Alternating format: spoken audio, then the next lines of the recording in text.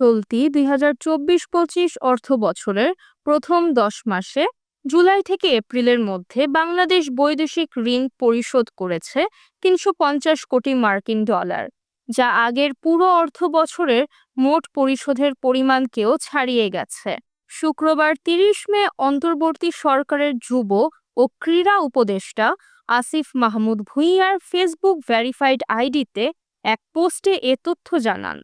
পোস্টে তিনি বলেন, চলতি ২০২৪-২৫ অর্থবছরের প্রথম ১০ মাসে বাংলাদেশ বৈদেশিক ঋণ পরিশোধ করেছে ৩৫০ কোটি মার্কিন ডলার, যা আগের পুরো অর্থবছরের মোট পরিশোধের পরিমাণকেও ছাড়িয়ে গেছে। চলতি অর্থবছরের প্রথম ১০ মাসে ঋণ পরিশোধের পরিমাণ আগের বছরের একই সময়ের তুলনায় ২৪.৭৩% বেড়েছে।